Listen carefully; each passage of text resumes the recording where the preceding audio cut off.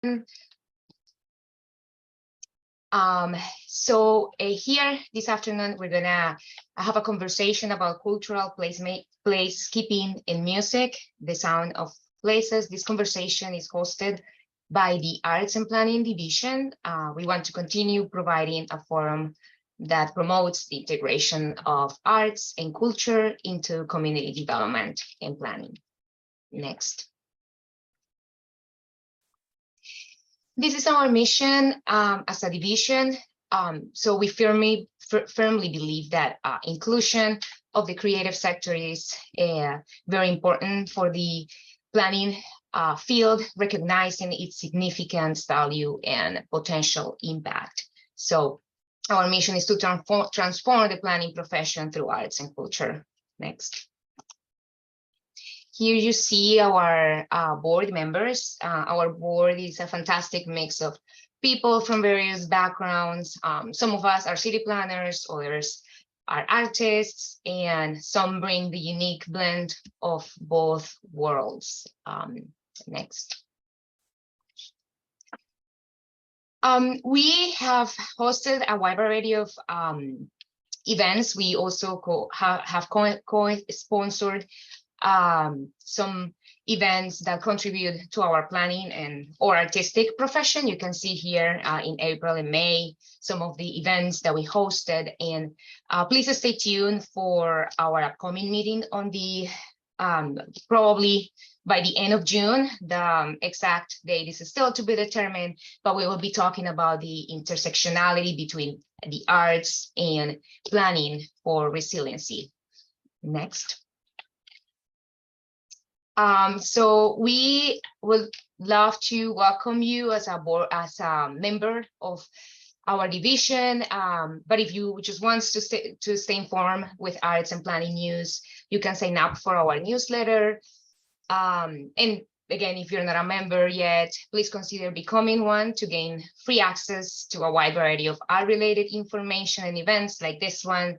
If you want more information about what we do, as a board, you can visit planning.org/divisions/arts. Next. Okay, so now I'm gonna turn it into Ethan Ellestad. So Ethan is a founding member of the Music and Culture Coalition of New Orleans, a nonprofit that works at the intersection of culture, public policy, and social justice. Okay, Ethan. Great. Thank you, Angela, for that intro. And for those of us who are just joining us, we are collectively starting this from the American Planning Association's Arts and Planning Division. I believe we are the newest division of the American Planning Association. Now, don't hold me to that. We've really been, over the past couple of years, organizing and getting formalized, because one of the things collectively as planners, but also as advocates, as performers, as musicians, have often seen is that historically, a lot of the times, planning looked at the arts as something tangential and not something central. And we certainly argue that the arts and culture are central to planning and development. It's not as simple as having a project and putting a sculpture or a mural on it, but in fact, arts and planning are central to communities, to development, to the planning process.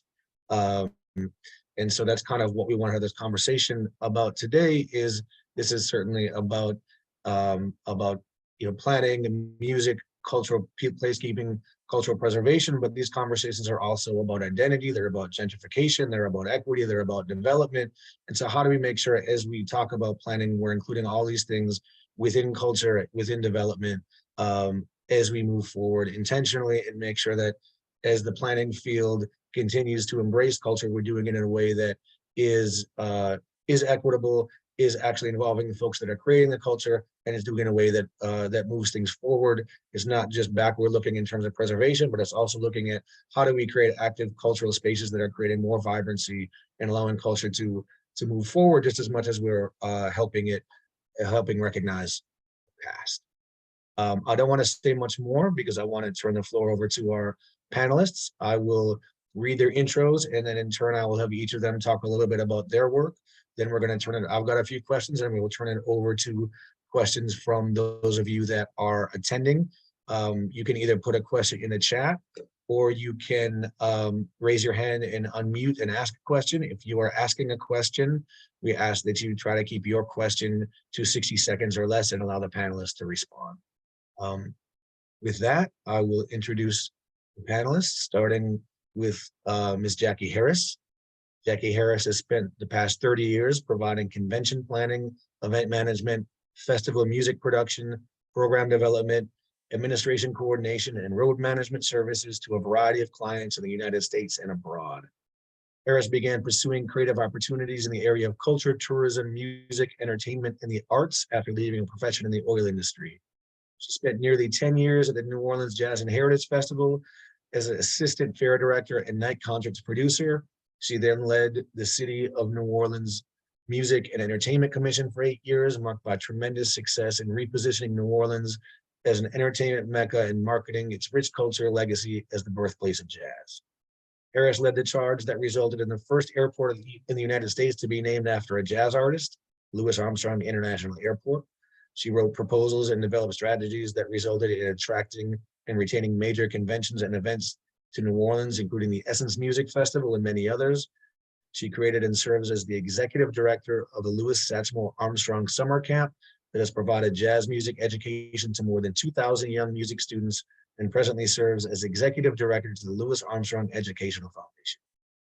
Having spent the past decade producing festivals, developing and marketing domestic and cultural programs, and work with local and national musicians all over the world, Harris is dedicated to perpetuating, preserving, and exposing the world to jazz, the art form that was created in her hometown, New Orleans. Welcome, Jackie. Next is Ms. Lauren A. Hood. Lauren A. Hood is a writer, city planner, and community developer with a focus on the imaginative capacities of the arts.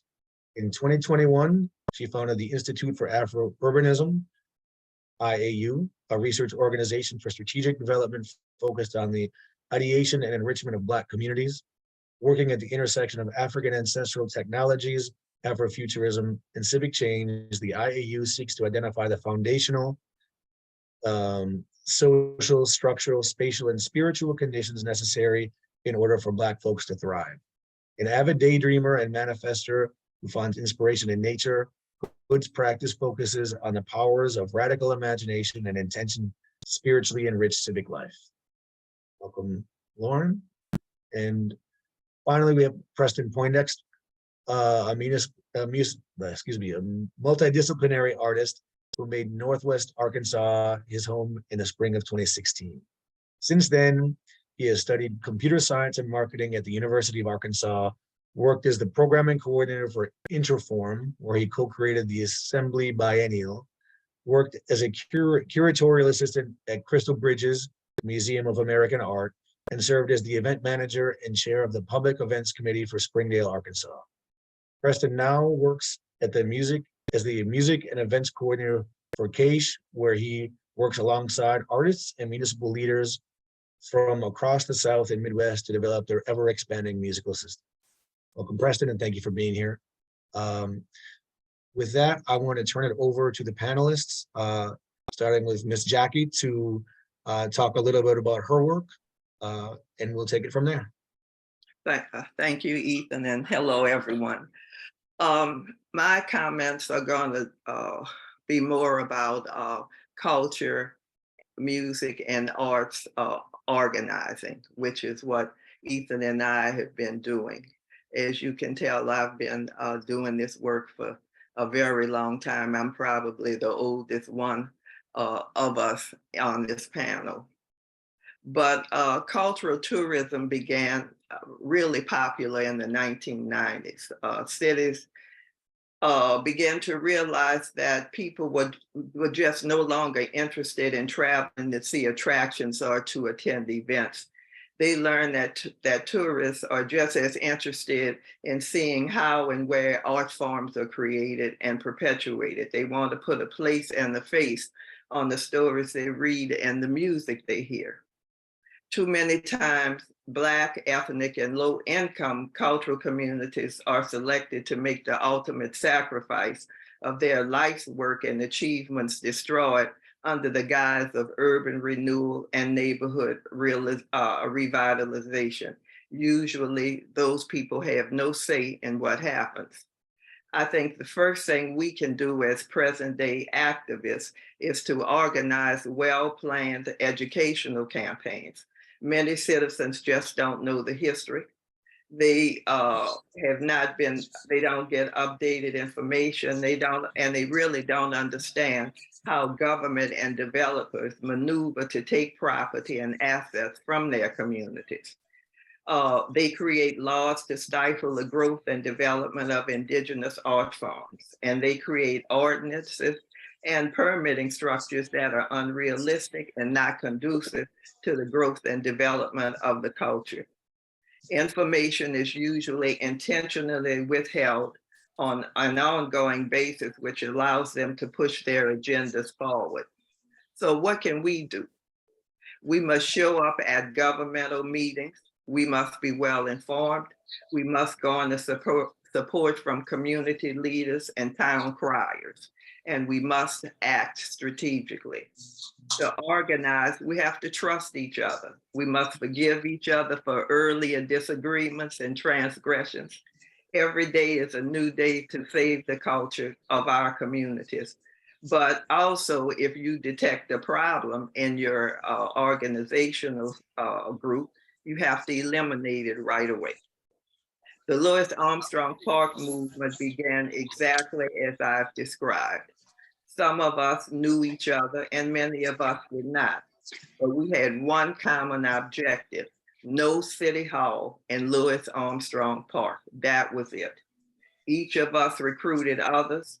Everyone didn't come on board, but we didn't need everyone. We really needed people who were committed and willing. I do not have to mention the advantage of social media. The best way to organize a movement is to apprise people through social media and though online petitions. Conducting petitions and surveys gives the opportunity to provide information and to also hear people's thoughts, as well as knowing who supports and who does not support your efforts. New Orleans music has long been undeceived by the very people who claim to love and support it. Musicians and performing artists are, excuse my word, but pimped, meaning to take unfair advantage, where income to other communities far exceed what the people who create this art form is receiving. In closing, I must say that I feel the largest organized movement to control the arts is the omission of arts education in inner city schools. The students who are studying and learning art forms no longer look like the people who created them. I'm done. Thank you, Jackie. Lauren, do you want to introduce yourself and your work? Sure. Jackie with the prepared statements and the call for action. I'm just going to talk for a couple minutes. Hello, everybody. Lauren Hood, phoning in from Detroit. I'm actually at our Institute of Arts today.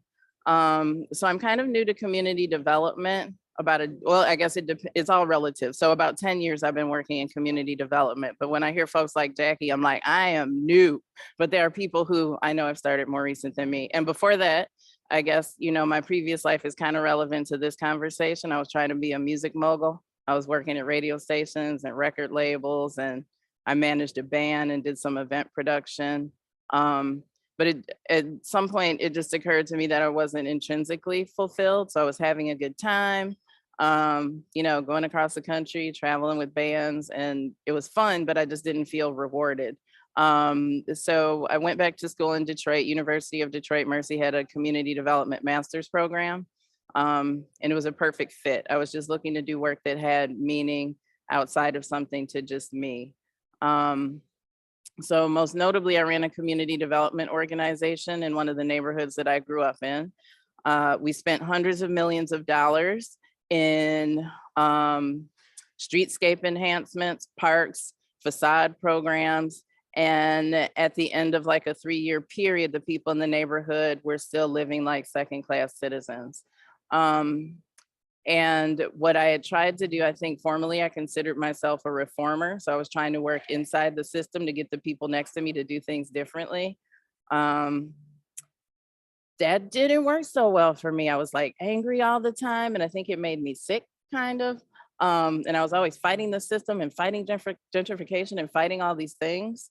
So around the time of George Floyd, I had a reframe. I was like, okay, if those are the things I'm fighting against, what are the things I'm fighting for? Understanding that what you put your energy into grows, whether you're fighting against or fighting for. So I was like, I want to see Black folks thrive.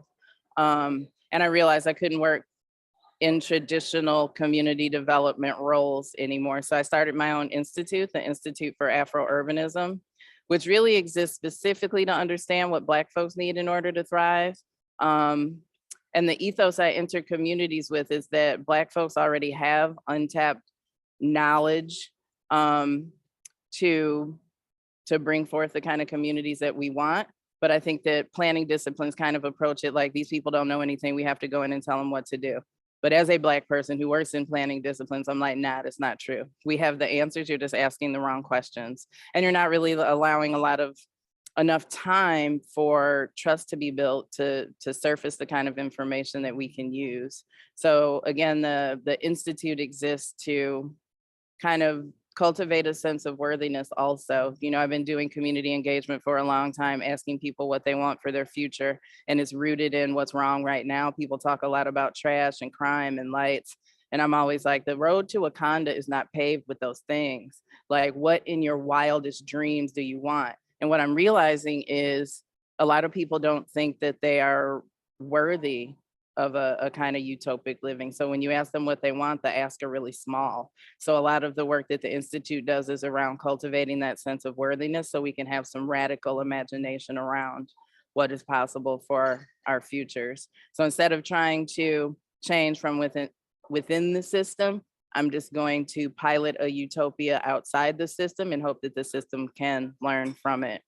And I still have one foot in the status quo. I'm currently the chair of the Planning Commission in Detroit. I also co-chair our city's reparations task force. So I stay civically engaged while trying to pilot and demo different approaches in an adjacent capacity. And I also start teaching in the fall. I'm so excited. I get to be a scholar. I'll be teaching in the Taubman College of Architecture and Urban Planning, but I get to teach AfroUrbanism as a course. And I'm also going to teach planning as reparations. So how do you codify repair, understanding that public policy is a lot of what has harmed Black folks? How can you codify it so that policy is what repairs us as well? That's fantastic. Thank you. And Preston, turn it over to you. Beautiful. There's a saying back home that we use in Memphis. I live in Arkansas now, but originally from Memphis. Bear with me, I won't be long. Usually that's a lie, but I'm gonna try to mean it this time. Hello all, Preston Poindexter from Northwest Arkansas currently. Currently I'm working in the music ecosystem development of the Midwest United States.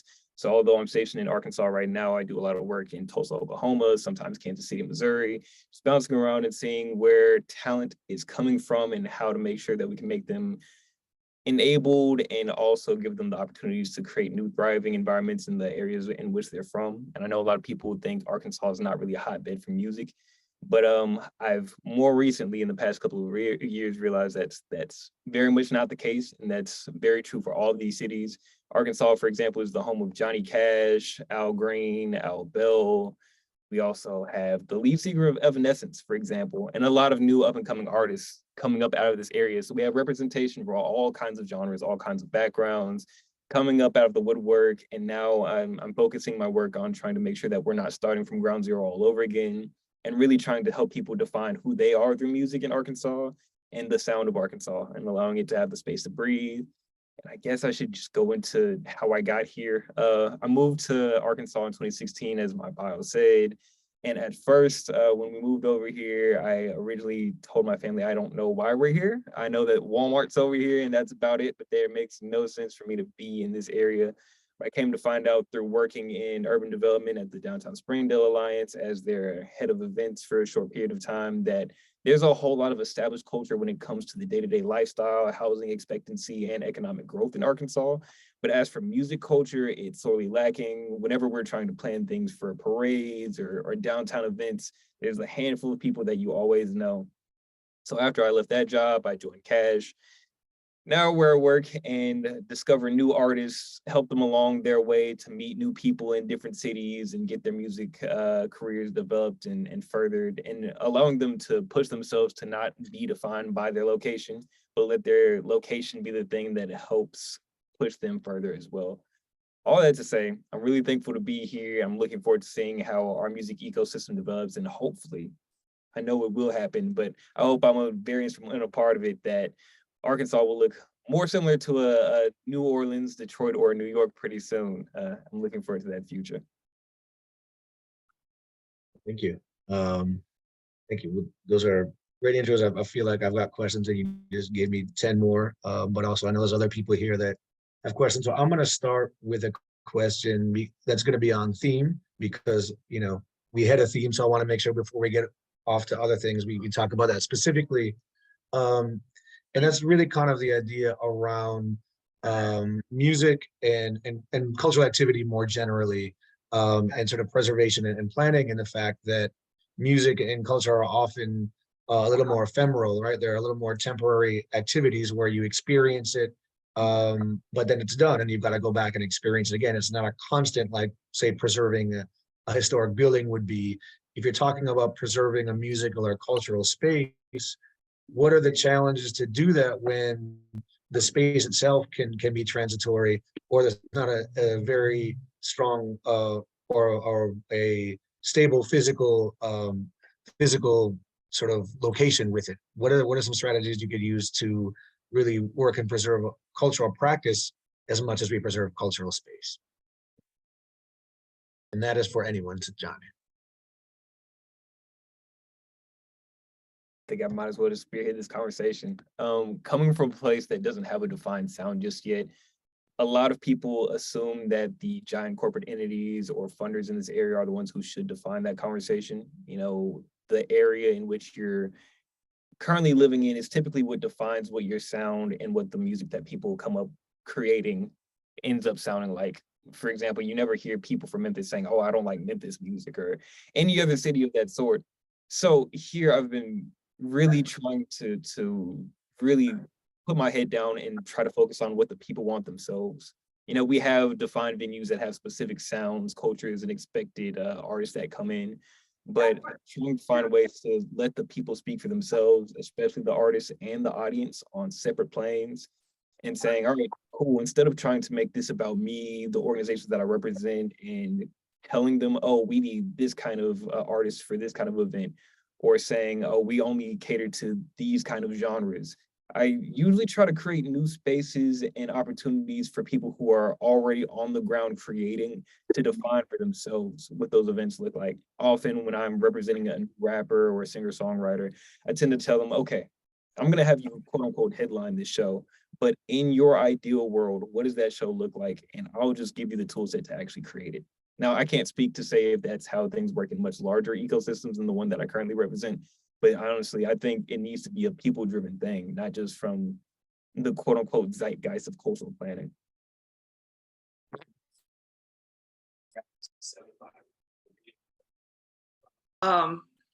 You know, New Orleans probably have done the best job of doing what you described, Ethan, that I know. There is the second line, social aid and pleasure club culture that exists. And out of those cultural experiences, well, it's music, and it's the New Orleans it's the whole community now. It used to be actually just the Black community that supported it, but everybody comes out. But then there are other means of economic development that comes out of that. For instance, now there are vendors, and it's There are vendors who are on the parade route who's selling food.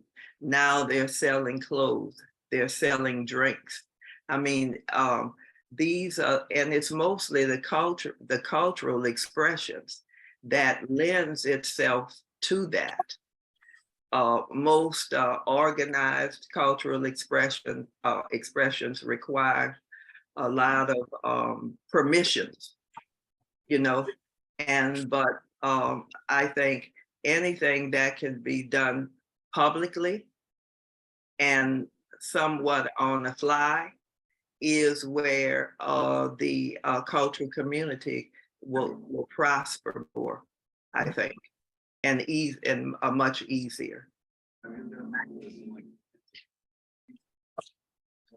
I would second all of the aforementioned comments, in particular thinking about things happening on the fly. One of my favorite cultural events in Detroit happens at what's called John's Carpet House. So it used to be a building that was a carpet manufacturer. They tore the building down. A longtime Detroiter bought the land, and then every Sunday between, I think it's Memorial Day all the way through Labor Day, there's like a pop-up jazz fest. Motorcycle crews come there, people come with like the food carts, and it's not necessarily a city sanctioned event. To my knowledge, they don't get grants or funding to support it, but when I have been there, they pass around a bucket, kind of like tithing at church. So the way it stays supported is by attendees.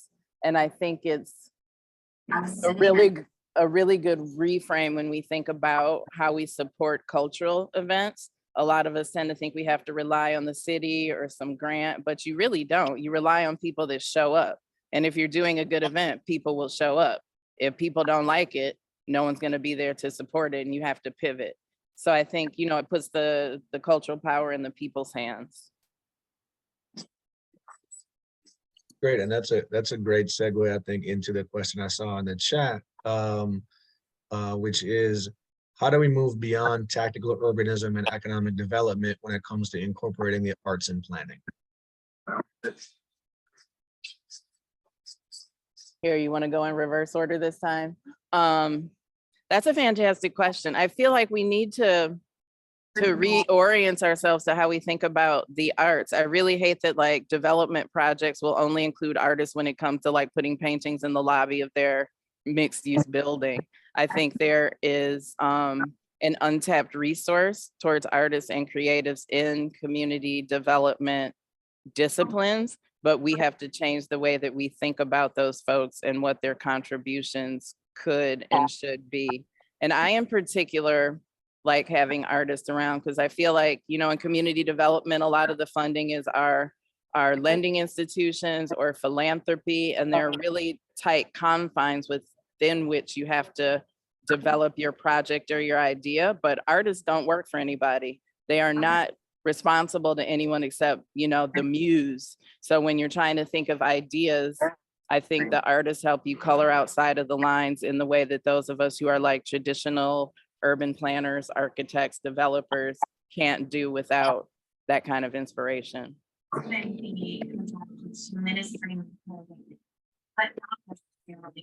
you guys hear that background noise?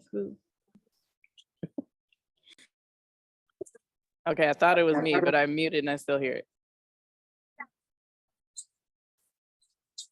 If you're on, just please double check to make sure you're muted. Jackie, Preston, any thoughts on that?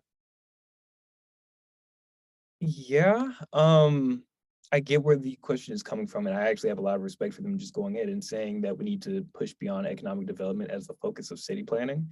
But to play devil's advocate, I feel like those two need to go hand in hand a little bit more closely, instead of just trying to prevent the discussion of the dollar sign from being had when it comes to building up a new community. I don't see why the two can't grow together. In fact, I think if people will put more focus into building up entertainment districts, places of performance, and theaters. Honestly, theaters are going the way of the wind, and I wish they truly weren't. So I guess we just need to think more carefully about why the two haven't been seen as the perfect marriage. Like Lauren said, people only tend to think about artists when it comes to the the aspect of putting paintings on walls or even murals now. I feel like murals have become a modern day trend instead of something to be celebrated. I'm quite frankly sick of seeing murals everywhere and that being the big celebrated thing. So why not just make music pavilions or spaces where, you know, amphitheaters, just places where people can commune, come together and actually enjoy the creations of their own community and stuff, instead of expecting a pat on the back whenever a small presentation or a gesture has been given to a single artist. So plan for more artists to come into the future and make that a part of your economic development. I agree with both of you. I think rarely are artists presenters. And it's usually because they don't fit the profile or have the financial background for what people who give money to people to present the arts are looking for.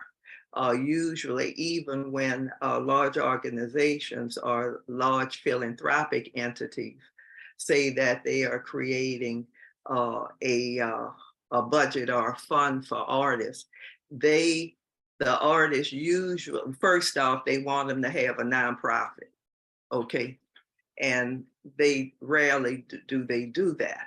So then they end up giving the monies to some other establishment that gives the money to the artist, but the artists still have to comply with those same rules and regulations. I think that as organizers and presenters of programming, I think that we have to create opportunities for artists, but also create framework that makes it easy for them to be able to access this funding. I think that that probably would really affect what we are talking about now, because artists just don't get that funding. And so, and they have to perform in these venues that are created. Well, I'm not against theater arts performances and theaters and that kind of thing, because I've obviously lived, you know, I earned my income doing that, you know, in previous years. But now, just as we are, Ethan and I are working on the Louis Armstrong Park initiative, a lot of discussion, and we are going to be putting a whole lot of effort in, I would say, in doing what the artist wants us to do, and not so much what pleases the establishment. And I think that's the best way to affect that. Thank you, everyone. And I see Enrique, you've got your hand raised, so you got the floor. Yeah, I kind of have a follow-up question about the arts and economic development. In Southern California, where I am, I'm seeing the arts used to try to attract industries like tech companies, and it's all under the umbrella of design and innovation. And I work on some anti-displacement. And so, for example, in the city of San Diego, right south of Balboa Park, the main park, they're doing some arts investment. And immediately to the east of the project area, there are extremely high levels of displacement in the historic Black and Mexican center of San Diego that all of the new investment is coming to. And the people who are doing this arts project are like branding it as an equity thing, right? So they'll put like a representation of a Black person or a Mexican person on their mural, but there aren't eviction protections in place. The windfall from the growth in property values is going to go to whoever the current landlord is.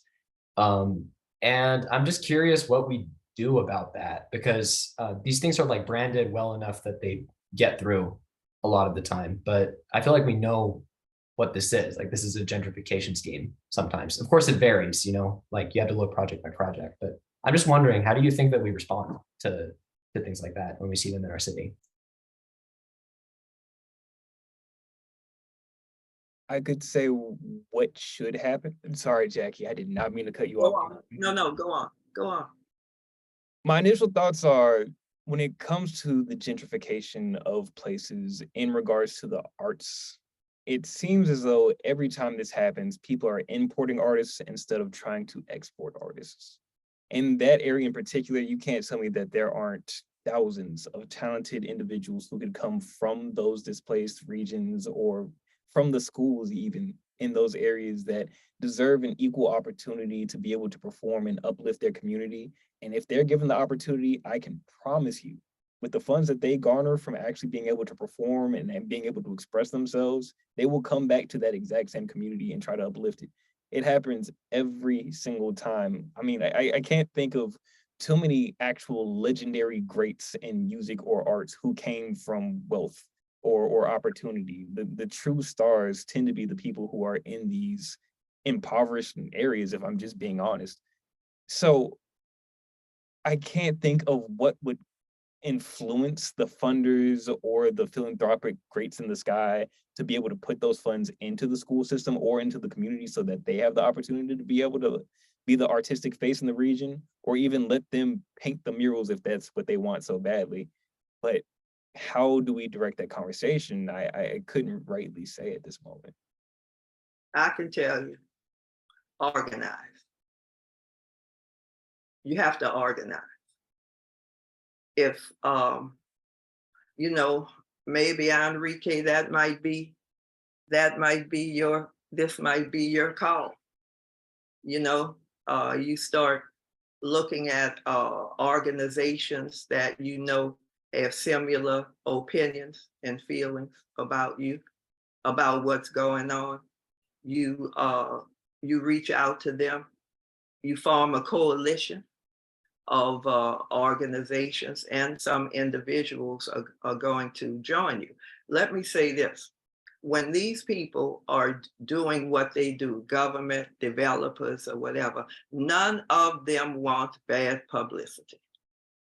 They do not want to see 100 or hundreds of people marching on them. And unfortunately, because of the gentrification movement, and the only way you can gonna get some attention is if you organize around it. You have to really and get with other people. So you've got your thoughts. When you form this coalition, you know, there's brilliant people in the world. You are probably surrounded by a lot of smart, brilliant, bright, young people and older people. And, you know, y'all come together, you know, to start talking about this, develop a think tank, and then, you know, create some action steps that you want to take, because one person standing up saying something, people will quickly forget, or they don't have to pay attention. But if you've got 50 people to start off and each one bring one, I think you can make some things happen. Now it might not be everything you want to see, but I can promise you some of what you want, you can make happen if you organize and bring and get other people involved, but you can't do it alone. Real quick, I would double down on the organizing. And what I can say about a lot of artists I know in Detroit, they're getting pretty savvy. One, they don't allow their work to be used for certain projects if they can tell, you know, it's just, you know, we're going to put a brown or black face on this so it looks like it's equitable. They're being like, no, you're not going to use my artwork. But also I know a lot of artists and creatives. I'm thinking of like a DJ I know, this one metalsmith, Tiff Massey, like they're buying property and not just like, you know, one rundown house. Like both of them have like compounds. So they're just getting really savvy about owning so that they don't have to worry about displacement. What I think could help here is if more of them were sharing best practices about how to do that, because you have to contend with like our land bank. Like there's a few steps in the process besides just handing over money for buildings. So I do wish our creative, like, and I'm thinking of musicians and visual artists, could exchange more information on how to do that, so more of them could own property, so they, you know, they could ensure that they wouldn't be displaced. Thank you, Ellen. I see a question in the chat from Philip. Curious about what the greatest challenges and or threats are to music ecosystems in your region.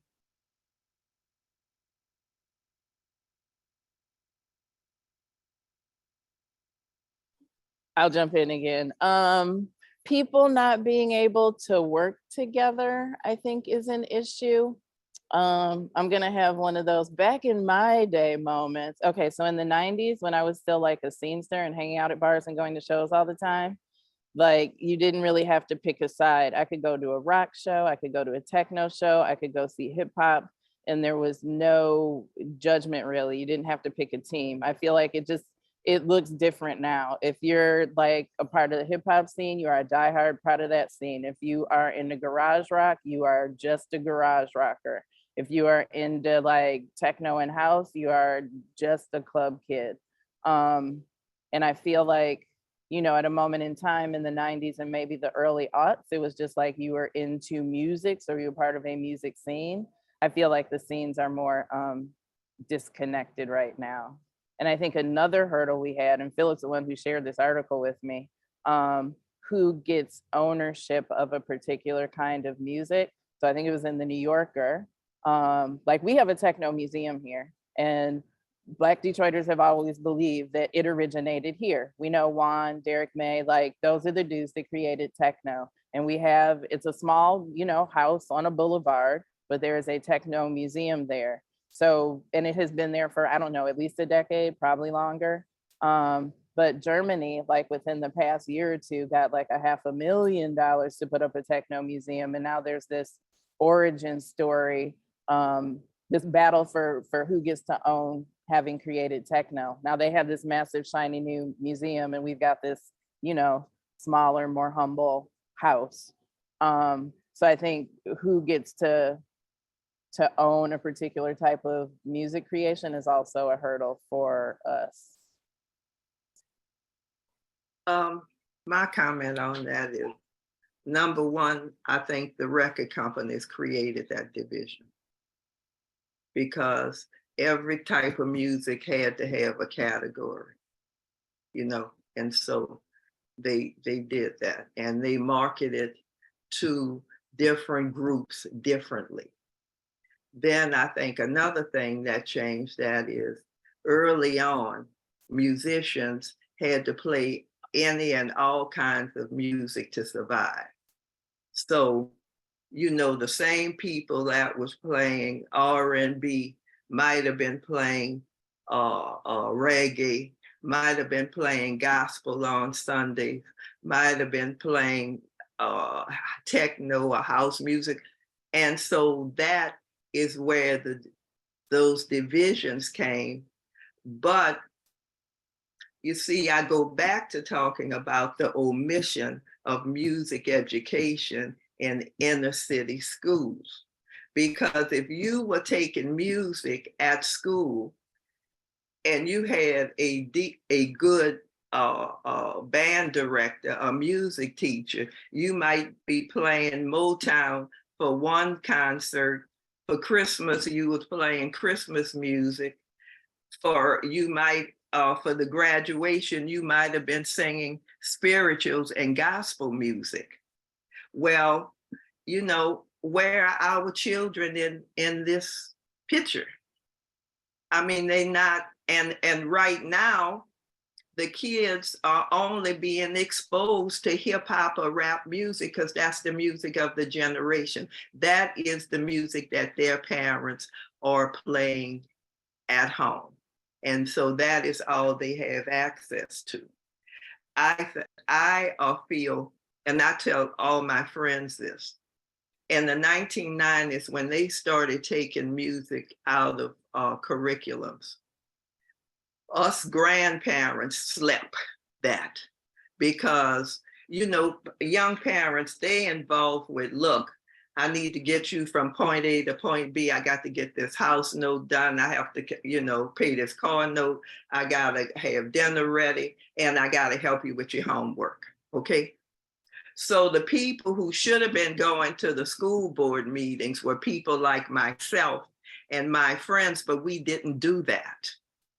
Now, of course, my kids, they have had access to all types of, you know, of music. They go see the hip hoppers, they go see Frankie Beverly and Maeve and wonder why the man is, look, you know what I'm saying? But if y'all don't hear anything else I say today, please, please, the omission of arts education, visual and performing arts, is the worst detriment to the perpetuation of the arts and of music in the United States of America. And if we don't change that, we are going to lose our designation of whatever that is to the world. That's going to be gone, because people abroad are eating our lunch every day with music, because we don't have a whole lot of kids coming behind us that is playing and studying this music, any kind of music. It's just not happening. Sorry for being on my soapbox. That's why you're here. Glad y'all were, honestly. I'm sorry, Ethan, I'll let you go first. If you have I was something. actually going to kick it to you, Preston, to see if you have any thoughts before we move to the next one. Yeah, absolutely. I just want to agree with everything that's been said so far. Lauren and Jackie, y'all brought up some amazing points. And I'm glad y'all took it in that direction, because I tell people, especially artists that I work with every single day, that music classification under the guise of genres is the most widely accepted and celebrated form of segregation we have today. And it's absolutely ridiculous. The only musicians that I know currently who are absolutely making a difference in the landscape that I'm seeing right now, and I'm, you know, it goes to show you, it's been known for years, are these church musicians. They're the only people who are really having to bounce between genres on a regular basis, and they don't even really get a choice, and they don't even think about it. They're constantly exposed to different sounds, time meters, and different ways of expression all the time. And it's just a really beautiful thing to see. But I don't know, it's such a tricky thing to see that, like y'all said, rap music is the thing right now. And growing up, I would have celebrated and championed that. If you told little 8-year-old me that that was going to be the sound, that this historically Afrocentric music would be the thing defining world culture, not just American, but world culture right now, I would have thought it was the most insane thing in the world, you know. But now that I'm looking at it, people have streamlined it into this one cohesive and monogamous sound that, not monogamous, monotonous, pardon me, that's it's just become absolutely ridiculous to hear. So I just want to echo everything that's been said so far, bringing music education into the schools, making sure that kids know the difference between all these different sounds, and making sure that every single genre is given equal opportunity to shine in these children's minds. I can't tell you how much I've grown from listening to rock music, folk music, even world cultural music from places I don't ever plan on visiting. I will tell you right now, Timbaland was only such a good musician because he knew Indian music like nobody else's business. But yeah, I just wanted to thank y'all for bringing all that up. I thought it was a really beautiful way of putting that into perspective. All right, next question from Jess. That's a little bit about organizing. Any thoughts about how to grow or support horizontal networks focused on multi-generational music ecosystems? How do we, artists and planners, best apply our energy to efforts that may already exist outside or adjacent to municipal systems?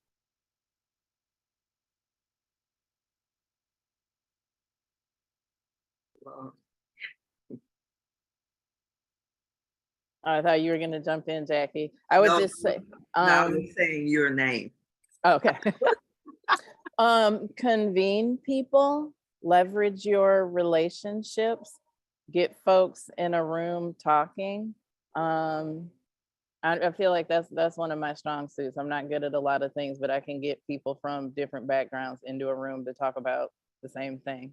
I feel like to the extent that we can encourage people to collaborate across genres, across sectors, I feel like the solutions that we need for our futures are only going to come if we have a diversity of opinions at the table. And I don't just mean like black, white, rich, poor. I mean, you know, people that are learned in different areas, and people that are passionate about different things. I feel like lately I've been leaning towards like trying to expand my artist brain, because I'm really bored in traditional urban planning, community development conversations right now. I'm like, I'm too weird for you guys. I'm gonna have to go over over here. So I'm trying to understand what it looks like to transition from a more traditional community development practice to something more in the arts. And mostly because, like, you know, in community development, like I'm funded mostly through grants, and I have to speculate on like, what are the intended outcomes? And I have to list everything that's going to change in the world from the thing I'm doing. I feel like in the arts, you just get to do something as an expression. I'm like, can I do more of that? And just if people are inspired by it, then the world changes that way. Like, why do I have to speculate on the 10 exact different things that are going to happen? I just want to express something, and then people can choose how they respond. I feel I would love it if the discipline of urban planning could be a little more like that. Well, you know, that's part of living. You know, so, you know, you're doing this now, and 5 years from now, you got to be doing something else, or you'll be doing what you do, but you'll be doing it with other people, or you'll have a different mission or objective. My early participation in the music and entertainment industry was as a producer, and was totally surrounded by music. It was the music. Then I went from that to becoming a director of the Music and Entertainment Commission. I did not want any parts of politics. I did not, you know, I just knew them. I wasn't interested in participating in any political arena or anything. But then Mark Morial fooled me into this job, because when I talked to him that night, I told him no, because the job didn't pay enough money. And he says, well, I'll see you when you finish your contract with the jazz festival. And I'm saying, I didn't tell that man I was doing that, you know? So then I went, so here's another chapter in the life. But so it's still music, but I had to figure out how to bring music to the world, how to support musicians and give them opportunities, you know. And then being from New Orleans, everybody want to do things with New Orleans because, you know, we're sexy and we're popular. So people are calling all the time to do things, you know. And Essence is celebrating its 25th anniversary. They have been in communication with George Wein, and they want to have a festival in New Orleans, a music festival in New Orleans. So then, you know, my office was led that, you know, it was under my office that we did this. The festival was supposed to be 1 year to celebrate their 25th anniversary, and they're 29 years later, and I don't even go to the festival anymore because it's just too much, okay? So then we are trying to figure out how can we really applaud Louis Armstrong by a city who's pimped him and wasn't very nice to him all the time, and how could we give him some recognition? And so, again, my boss, who's the mayor of New Orleans, says, well, Jackie, what about naming the airport for him? So that means I had to do that work. So then there's that. And then I became executive director of the Louis Armstrong Educational Foundation. That is in New York. But what I'm doing now, I think the jazz camp is the most significant thing. But what Ethan and I are doing now is really creating a mechanism for people who haven't had opportunities to really have the opportunity to make money, but to be recognized. And it's not an easy thing. It's not going to happen overnight, but we're doing it. And Lauren, that's what your life is going to be like. 10 years from now, and you too, Preston, you can be anywhere doing anything. Because number one, you care. Number one, you're smart, and you're not going to just let the world and life happen around you and you not do anything to make it better. And so 10 years from now, we should meet up here and out.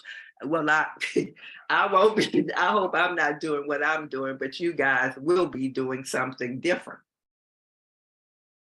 And that's what's going to happen. Because that's what the arts, that's what working in the arts is all about. Everything evolve and people evolve in and with the arts. So that's Yeah, I just saw a note in the chat that's a 10-year reunion panel, so we can start planning that now. Yeah, that's right. Yeah, guys. Let me write this date. I probably will have forgotten. Somebody's gonna have to come and turn the computer on for me and all of that, but I'll try to be here. On that, just to follow up, talk about compensation. I want to quick, because our time is running. What strategies or initiatives do you believe are crucial for implementing fair pay and ensuring equitable compensation for artists and musicians in today's industry? And what would you say is the definition of fair and equitable compensation? I will tell y'all right now, I'm working on this every single day of my life while I still live and breathe in Arkansas. We need music councils on the same level as city councils.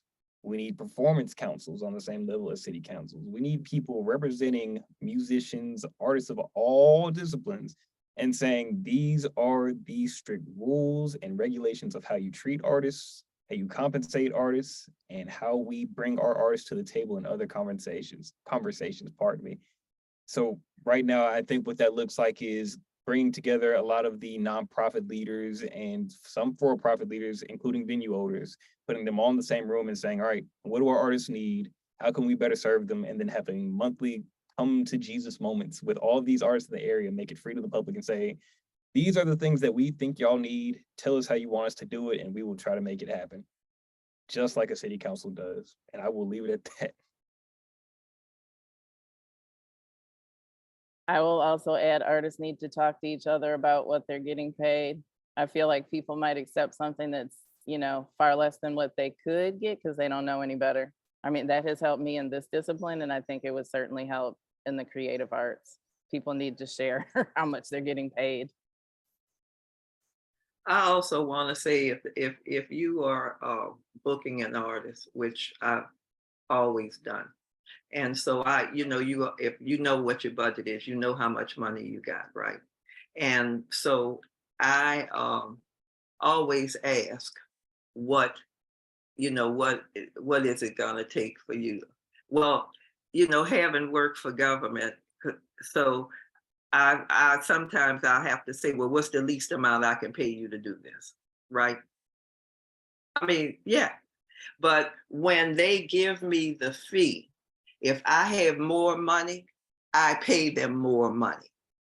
Also, in being involved with people, with promoters and concert producers, these people sometimes have a realistic idea of what they want to pay. If they, when they would come to me and say, look, this is what I want to pay. And why do they have to have catering? Nobody buys my lunch, you know, at work. No, either you can afford to do it or you can't. This is what you have to pay. And I'm sorry, I can't ask anybody to do this for the amount of money that you are suggesting. And a chicken leg and some rice is not gonna, if that's gonna break you, you shouldn't be doing this concert. You shouldn't be doing. So we've got about 10 minutes left. But I want to ask a quick policy question, really just about the way that the music and culture have often been treated within city policy ordinances. Very often, and then speaking from my experience doing this work in New Orleans, is often been, it's almost always been reductive, right? It's always been, we're going to create a policy that means, how you've got this activity, how do we limit it? Like music's got to shut off at this time, right? We could have it from 8 to 6, or we've got a noise ordinance that's going to have X number of decibels at different amount of times, or that zoning shouldn't allow for loud music because it's next to residential neighborhoods. It's always sort of been a slow reduction of what's allowed. I think often it's historically been also very much about marginalizing folks, right? It's also often been historically Black spaces that have been targets of these ordinances that were limiting culture. It's LGBTQ spaces that are these spaces, immigrant spaces. And I think we actually, contemporary, we're seeing that start to become more and more of an issue again with the way that some national policy is going in terms of limiting drag shows and doing all these things. So my question for the panel is, how do we collectively push back or undo some of these policies that have been actually crafted to be harmful and limit cultural activity? What are things that we can do to reverse that in a way to actually create more opportunity and to push back against these historical decisions? I think you have to start lobbying with government. They're the ones who make the laws and change the laws. If you've got somebody on the council who understands it, and if you can present it in a way that makes him or her feel that they can champion this, and if you champion this, you probably have an easier chance of being reelected in the next. I'm telling you, for the next election. And if it's a person who appears to do the right thing for all the right reasons, that's where you have to start, because if most of these laws they are governmental laws, and the only people that can change them are people in government. And so I would start, I would pick one or two out and start, really working with them. Also, I would look for artists, and to have them when you meet with these people, because they're all enamored with talented people.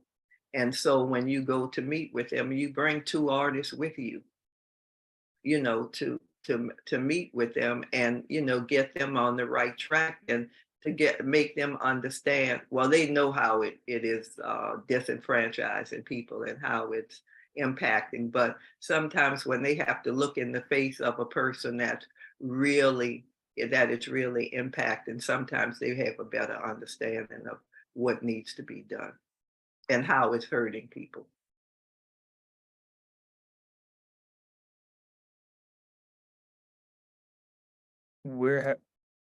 Oh, go ahead, Preston.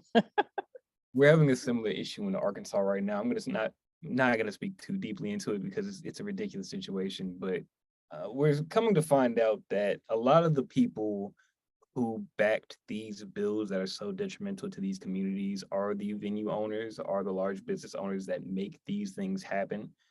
So we're having a difficult time finding the space to allow such programs to exist.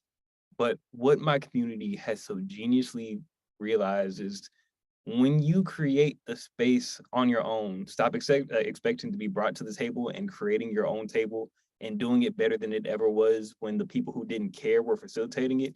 Money talks. People are going to have to buy into it. recognizing that the tax dollars came from this thing, that there was so much economic stimulation from the things that people actually care about, that they won't really have much of a choice but to accept that these things are here and that they are a very strong and defining part of the culture in that area. So it really just takes a certain group of leaders to step up and say, hey, we don't care that the big wigs aren't going to let us do it. We're going to do it anyway, even if it's in the middle of an old rundown shack. We're going to make it the best thing that they've ever seen done in this style of event. And it'll be the thing that people actually want to go to. So when they stop showing up to the Nutcracker for the 5,000th time, people are going to know what's actually going down. So that's my piece on that. So for a few years, I was on the board of an organization called the Detroit Sound Conservancy. And something that the founder director there, Carlton Goals, wanted us to do. We actually did go to our city government to lobby them to do a study on the economic impact of the music and nightlife culture, because I don't think until you understand how much money and revenue is in there, you can't make a case for making better policy around it. So I feel like the first step has got to be a data-driven request or acknowledgement to show like what kind of dollars are we actually talking about, and then you can get your policymakers to respond. But right now it's just this, oh, nightlife economy. But if you think about everything that's connected to that, it's a lot of money. But I think we have to make an official case before policymakers would respond. Thank you all for that. And it's about time for one more quick question if anybody's got one in the crowd. If not, we can start to close it out.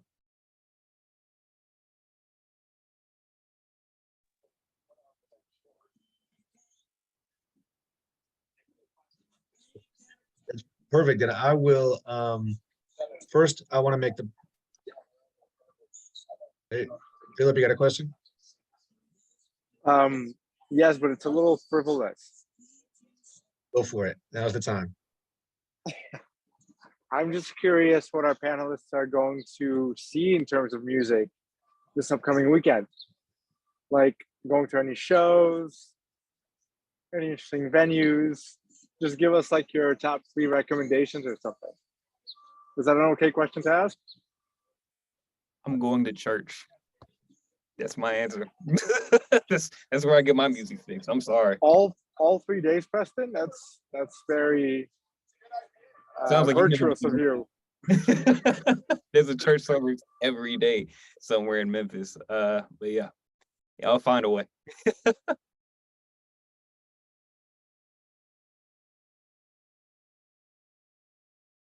You got me on that one. I haven't checked the music schedule yet for the weekend, but you know, you asked that question. I better go to the Pontchartrain, to the Bayou Club tonight.